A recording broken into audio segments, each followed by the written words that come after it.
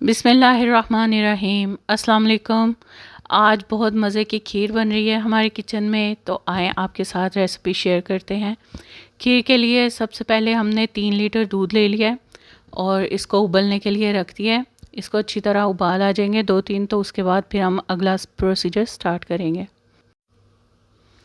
इसके अलावा हमें इसके लिए चाहिए होंगे 1 प्याली या 250 ग्राम चावल। नए चावल लेंगे हम इसके लिए, पुराने चावल बासमती या कोई और किसी किस्म के चावल इस्तेमाल नहीं करेंगे।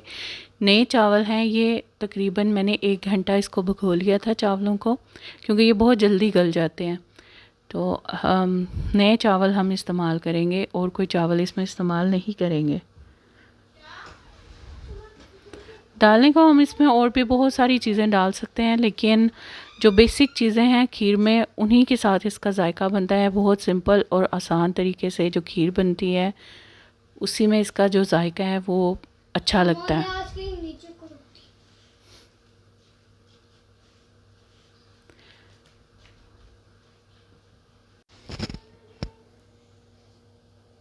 अब हम इसमें चावल डाल देते हैं। धुले हुए भीगे हुए चावल आइए 1 पाव। आप चाहें तो इन चावलों को हल्का सा दूध डाल के थोड़ा सा आधा कप तकरीबन तो ग्राइंड भी कर सकते हैं, इससे खीर और जल्दी बन जाएगी। लेकिन मुझे क्योंकि टाइम का मसला नहीं है, इसलिए मैं तो इसको ऐसे ही डाल रही हूँ। आप चाहें तो ग्राइंड करके भी डाल सकते हैं। फिर इसको अच्छी तरह मिक्स करेंगे और वक्फे वक्फे से चम्मच चलाते रहेंगे। इसके बाद हम इसमें डालेंगे इलायची, सब्ज़ इलायची। चावलों के साथ ही हम इसमें डालेंगे 5 अदद इलायची सब्ज़।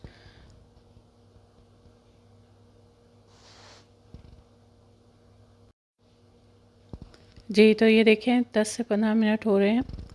हमें इसे पकाते हुए मीडियम फ्लेम पे हम इसे पकाएंगे और देखेंगे कि ये अब गाढ़ी होनी शुरू हो गई है और चावल भी इसके अंदर मिक्स होना शुरू हो गए हैं। अभी हम इसको मज़ीद पकाएंगे।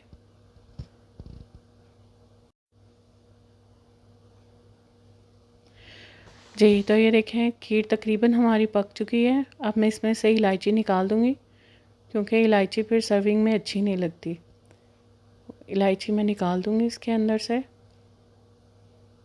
5 इलायचियाँ डाली थी मैंने और वो मैंने निकाल दी हैं।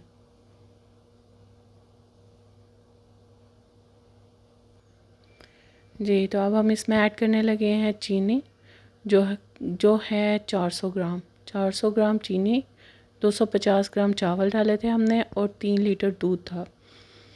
आप चाहें तो अपने टेस्ट के मुताबिक इसको चख के मीठे को थोड़ा ज़्यादा भी कर सकते हैं, अपने टेस्ट के मुताबिक एडजस्ट कर सकते हैं।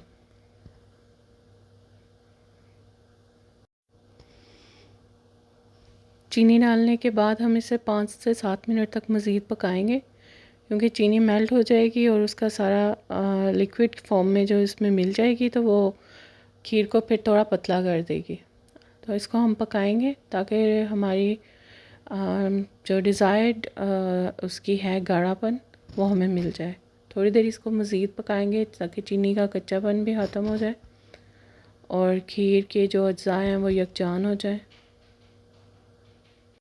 खीर अब पक कर तैयार हो चुकी है। अब इसमें हम 2 से 3 कतरे केवड़ा एसेंस के डालेंगे। ये मैंने डाल दिए हैं, इससे खुशबू बहुत अच्छी आती है। ज़्यादा नहीं डालेंगे क्योंकि हमें इतना पसंद नहीं है, हमारे घर में ज़्यादा खुशबू पसंद नहीं करते हैं, तो इसलिए मैंने कम डाला है। अब हम इसे सर्व करेंगे। सर्विंग के लिए जैसा कि आप देख रहे हैं, ये मिट्टी की छोटी छोटी प्यालियाँ बनी हुई हैं। ये मैं हमेशा यूज़ करती हूँ खीर की सर्विंग के लिए। तो पर पर्सन बड़ा अच्छा वो सर्विंग का एक बन जाता है उसका, तो मैं हमेशा इसी तरह सर्व करती हूँ। ये देखिए मैंने डाल ली हैं और इसको अब मैं ठंडा होने के लिए रख दूँगी।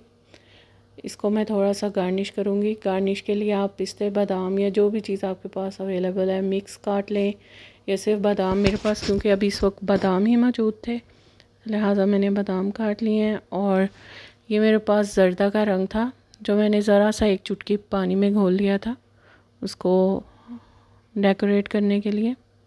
हमें इसमें जर्दा का रंग लगाया मैंने, 1 ड्रॉप, जस्ट 1 ड्रॉप।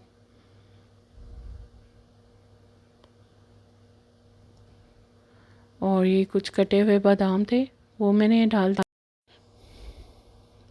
कुछ चांदी के वर्क हैं, उनसे मैं इसको सजा दूँगी। कि देखें, ये सिर्फ आइडियाज़ के लिए है कि आप किसी भी तरह से इसको डेकोरेट कर सकते हैं, जो भी चीज़ें आपके पास घर में अवेलेबल हैं।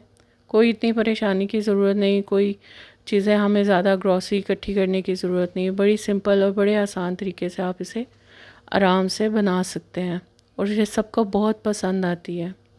इसको हम ठंडा करके सर्व करेंगे। चलें जी, मिलते हैं किसी और रेसिपी के साथ। अल्लाह हाफ़िज़।